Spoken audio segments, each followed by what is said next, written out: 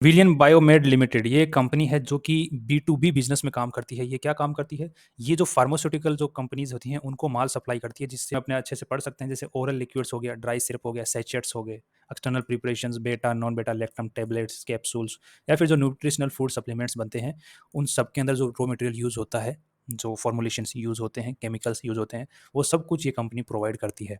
तो कंपनी जो अपना आईपीओ लेके आ रही है वो 16 जून से 21 जून के बीच में लेके आ रही है। 30 रुपये का एक शेयर कंपनी ने रखा है प्राइस, और 4000 का लॉट रखा है। तो यहाँ पर टोटल आपको एक फाइल के लिए 1,20,000 रुपये की जरूरत पड़ने वाली है। कंपनी टोटल 12 करोड़ रुपए मार्केट से उठाना चाह रही है। Total complete 40 lakh shares company market में जारी करेगी इस आईपीओ के थ्रू। और कंपनी का जो स्टॉक होगा एनएसई एसएमई के ऊपर लिस्टेड होगा, बीएसई में लिस्टेड नहीं होगा। अगर नेक्स्ट बात करें तो कंपनी की इस आईपीओ के बाद में 64% ही शेयर होल्डिंग रह जाएगी। कंपनी के जो प्रमोटर्स हैं, जिन जो मालिक हैं आज के दिन, उनकी सिर्फ 64%, बाकी पब्लिक की हो जाएगी, पब्लिक की एंड मार्केट मेकर्स की। मार्केट मेकर्स कौन होते हैं इसके बारे में हम आगे अलग वीडियोस में चर्चा करेंगे। बस कोई होते हैं। तो कंपनी जो पैसा जुटाना चाह रही है यहाँ से, उससे जो है कंपनी अपना जो वर्किंग कैपिटल है उसके अंदर यूज़ करेगी, और जनरल कॉर्पोरेट एक्सपेंसेस हैं वहाँ पर काम में लेगी। कंपनी कितना कमा रही है अगर उसकी बात करते हैं, तो कंपनी ने जो डेटा दिया है वो 31 दिसंबर 2022 9 महीने का डेटा जो है, तो रिसेंट दिया है।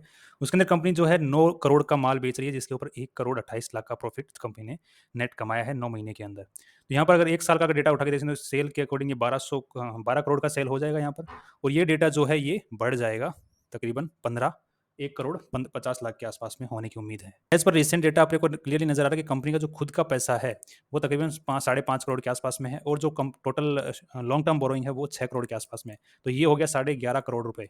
साढ़े यहाँ पर, बट यहाँ पर एसेट्स जो है 16 करोड़ के हैं। तो जो बाकी का जो पैसा है वो कंपनी ने शॉर्ट टर्म के लिए ले रखा है। हो सकता है शॉर्ट टर्म लोन ले रखा हो, या फिर माल ज़्यादा उठा रखा हो कंपनी ने उधारी के अंदर। तो एज पर रिसेंट डेटा तो रिजल्ट अच्छा है, मतलब कंपनी अच्छा कमा रही है। बट प्रॉब्लम यहाँ आती है कि कंपनी ने 1 साल पहले की बात करते हैं, 9 महीने पहले का जो कंपनी ने रिजल्ट जारी किया, उसमें कंपनी ने सिर्फ 3 लाख रुपए की कमाई की है 11 करोड़ की सेल के ऊपर। तो ये एक्चुअली देखने को मिलता है जब ये कंपनी आईपीओ लेके आती है, तो अपने प्रॉफिट ज़्यादा से ज़्यादा दिखाने की कोशिश करती है। यहाँ पे कंपनी के जो कॉम्पिटिटर जो कंपनी ने खुद ही अपनी लिस्ट में दिए हैं, वो दिए हैं वैशाली फार्मा हो गया, अनु फार्मा हो गया, और ये जेएफएल लाइफ साइंस लिमिटेड हो गया। ये कुछ कॉम्पिटिटर्स हैं कंपनी के। और जो कंपनी का जो आज के दिन एनएवी चल रहा है, जब ये डेटा आया है तब कंपनी का एनएवी है, ये कितना है, 10 के आसपास एनएवी है। मतलब जो कंपनी आईपीओ लेके आ रही है उसका 10 एनएवी है दिसंबर तक। 10 एनएवी का अगर 30 रुपए का स्टॉक लेके आ रहे थे, तो पीबी रेशियो कितना हो गया? 3 हो गया। तो 3 का पीबी रेशियो इतना बुरा नहीं माना जाता, क्योंकि कॉम्पिटिटर्स का जो पीबी रेशियो है यहाँ पर, जैसे अनु फार्मा का हम देख रहे हैं पीबी रेशियो, ये तकरीबन 11 कितना, तकरीबन 13-14 के आसपास में है। और वैशाली फार्मा का जो हम पीबी रेशियो देख पा रहे हैं, ये तकरीबन है 6 के आसपास में। और जेएफएल लाइफ साइंस का पीबी रेशियो जो है वो तकरीबन पॉइंट्स में है। तो जेएफएल फार्मा का जो पीबी रेशियो है वो विलियन बायो से भी अच्छा है। तो यहाँ पर पीबी रेशियो में कोई इश्यू अपने को नजर नहीं आ रहा है। दूसरा होता है पीई रेशियो, कितना कमा रही है और कितने पर शेयर लेके आई है। तो अगर पी रेशियो की हम लोग बात करते हैं, तो यहाँ पे पी रेशियो दिया हुआ है। जो सबसे अच्छा जो पी रेशियो है इन सारे कॉम्पिटिटर पीयर ग्रुप के अंदर, वो जेएफएल लाइफ साइंस का जो कि 10 का पी है। और जो ये रिसेंट जो विलियन जो आईपीओ लेके आई है, इसका जो पी रेशियो सबसे बेकार है 294। बट ये जो डेटा है जो दिया है कंपनी ने, ये 2022 मार्च तक के रिजल्ट का दिया है उसके अकॉर्डिंग। तो कंपनी ने, हम क्लियरली देख पा रहे हैं पहले ही कि 2022 का जो रिजल्ट है उसमें कंपनी ने 3 लाख की कमाई की थी, बट अभी तक दिसंबर में 1 करोड़ 28 लाख की कमाई कर चुकी है, जो कि एस्टिमेटेड हम लगाते हैं तो 1 करोड़ 50 लाख के आसपास में पहुंचने की उम्मीद है। तो अगर उस हिसाब से पी रेशियो निकाल के हम लोग देखते हैं, 6 का पी बनता है कंपनी का। तो 6 का पी अगर हम इस हिसाब से देखते हैं, तो किसी का भी 6 का पी यहाँ पर नहीं है जो कि इसके पीयर ग्रुप में है। तो पीबी रेशियो में भी काफ़ी अच्छे लेवल के ऊपर है, और पीई रेशियो में भी बहुत अच्छे लेवल के ऊपर कंपनी आईपीओ लेके आई है।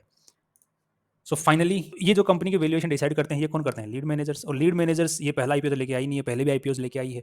तो वो आईपीओ की कैसी परफॉर्मेंस रही है अगर उसकी बात करते हैं, तो यहाँ पर अच्छी खासी परफॉर्मेंसेज रही हैं पहले भी। अगर हम आराम से यहाँ पर देखते हैं, तो लिस्टिंग डे गेन्स जो हैं यहाँ पर 76%, 43%, 14, 28, ऐसा नहीं है कि सारे अच्छे ही खुले हैं, कुछ बुरे भी खुले हैं यहाँ पर। जैसे कि माइनस में 9% नीचे खुला, 17% माइनस में खुला, 2.5% माइनस में खुला, 15% माइनस में खुले। तो ऐसे भी खुले हैं, और कुछ वहीं पर खुले हैं जहाँ पर आईपीओ की प्राइस है, तो ये 2% हम ऊपर नीचे मान के चलते हैं। 0% जहाँ पे आईपीओ आया वहीं पर खुला। सो ओवरऑल बात यही रहेगी कि जो आईपीओ की रिसर्च के बेसिस के ऊपर हम ये अंदाज़ा लगा पा रहे हैं कि इस आईपीओ के अंदर हम लोग अप्लाई कर सकते हैं as per recent data. But अगर कंपनी ने यहाँ पे मैनिपुलेट करने की कोशिश की है अपने सेल्स को, तो जो कि यहाँ पे हायर चांस लग रहा है कि की है, तो आपको भी लगता है कि हाँ यार ये मैनिपुलेशन का डर है यहाँ पर, तो आप अप्लाई ना करें। बाकी हमें अगर एज पर रिसेंट डेटा अगर बताना हो तो हम बाई कर सकते हैं, और पिछले के डेटा के बेसिस पर बताना हो तो हमारी तरफ से कम्प्लीटली इग्नोर है। तो अगर आपको रिस्क लेने का शौक है बहुत ही ज़्यादा, मतलब ऐसे थम्स अप ऐड वाले की तरह, तो ले सकते हैं, बाकी इग्नोर करो भाई। See you tomorrow with new research.